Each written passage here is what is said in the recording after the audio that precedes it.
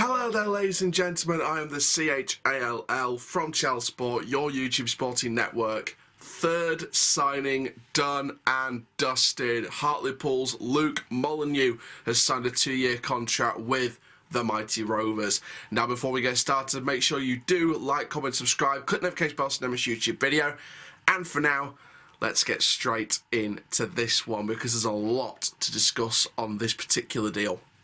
So Rovers, according to the website, are delighted to have seen off stiff competition to secure the signature of highly rated attacking midfielder Luke Molyneux. The 24-year-old, who attracted interest from several Sky Bet League 1 and 2 clubs, has penned a 2-year deal at the EcoBat Stadium. Molyneux becomes Rovers' third signing of the summer, following the arrivals of midfielder Harrison Biggins and striker George Miller. He spent the past three seasons with Hartlepool and finished as their top scorer last term with 12 goals as he helped the Pulse to re-establish themselves in the English Football League. Having come through the ranks at Sunderland, Molyneux made 6 first-team appearances for the Black Cats, while also spending time on loan with non-league Gateshead.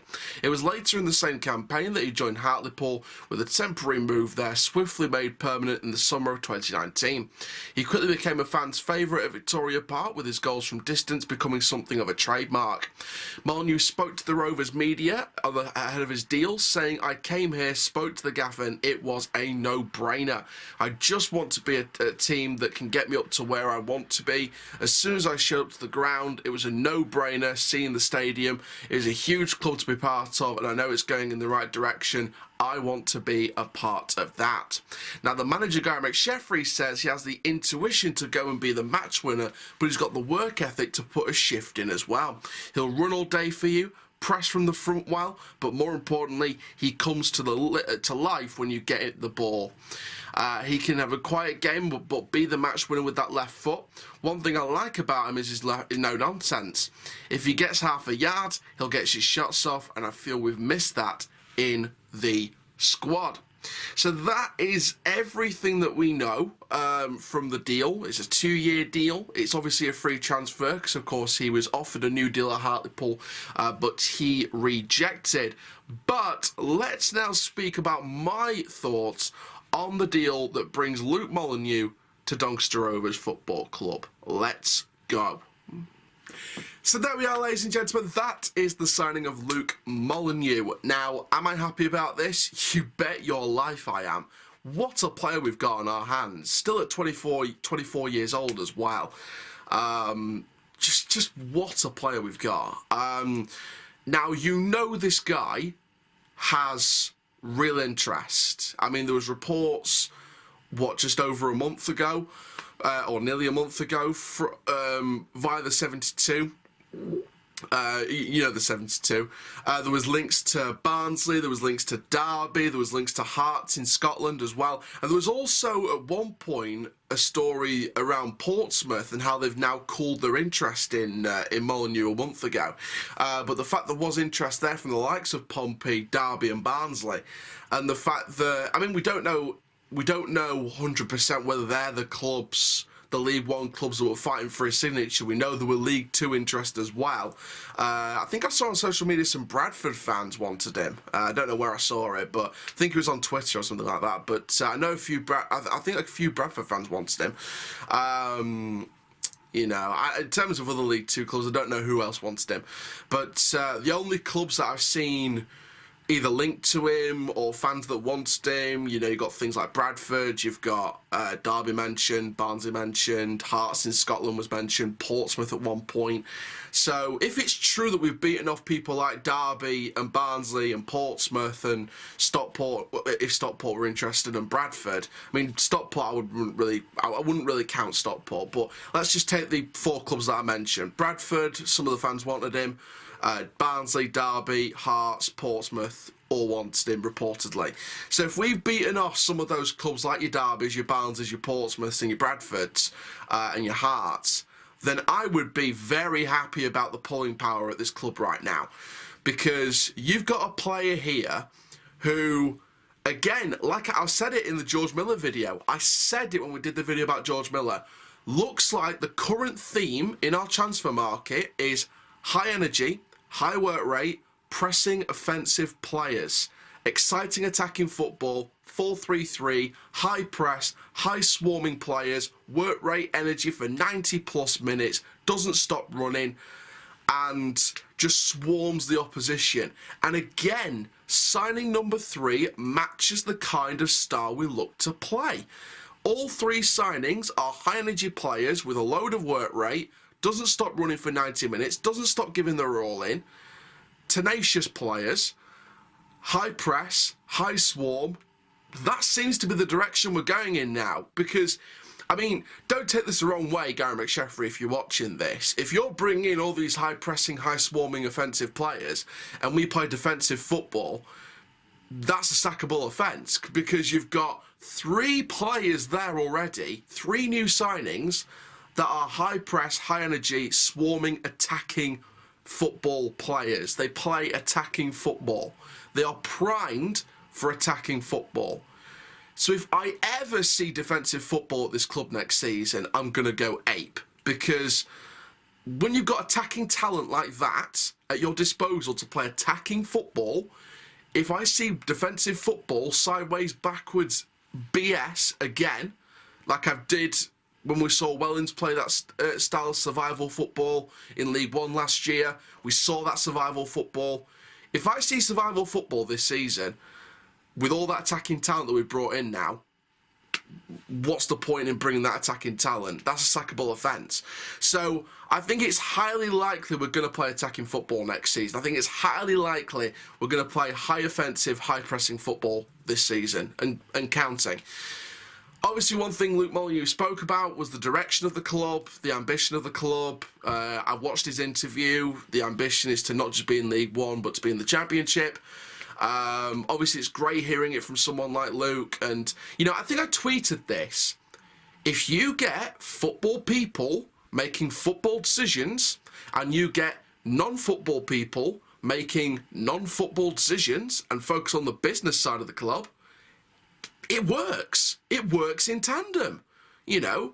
And I've said this on videos many, many times. I do not listen to how much budget we've got. I do not listen to how much money we have to play with. Money doesn't count for me.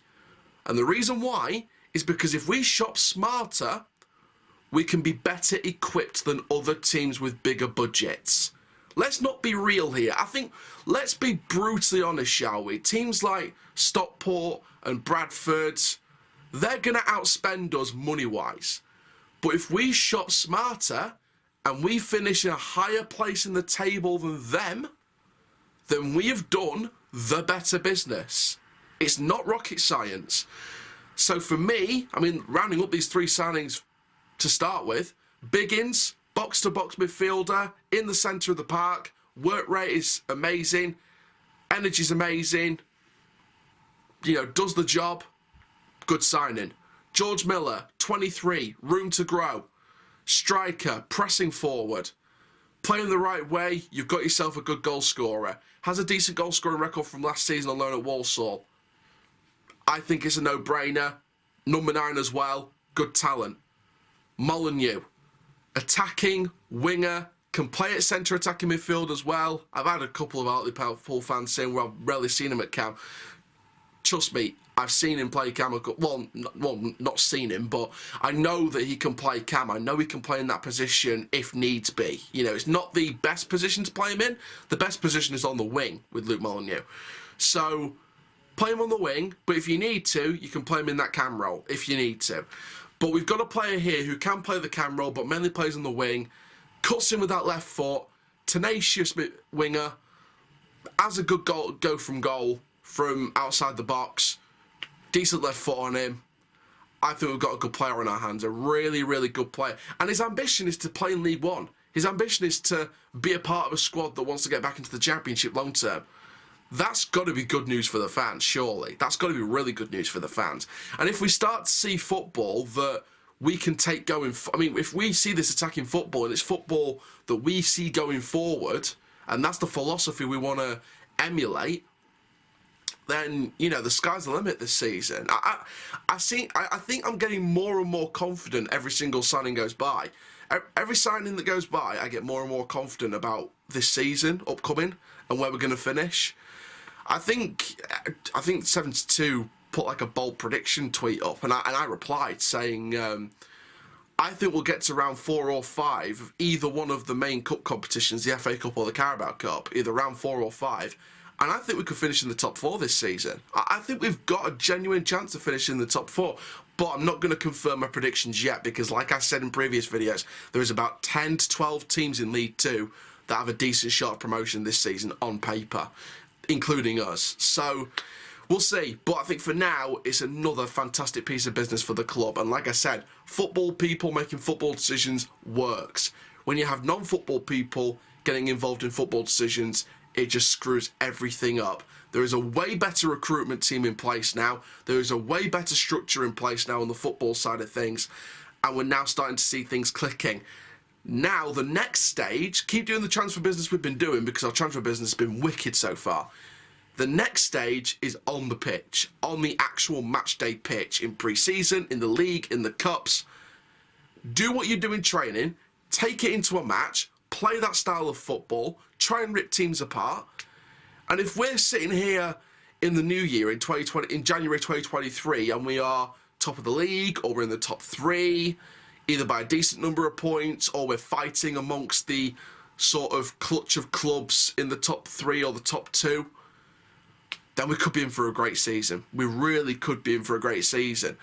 So I would be cautiously optimistic. I wouldn't be too optimistic at this stage, but I'd be cautiously optimistic. Keep that sort of caution in the back of your mind that obviously it's down to the manager and the players now on the pitch. You know, what do they do every week?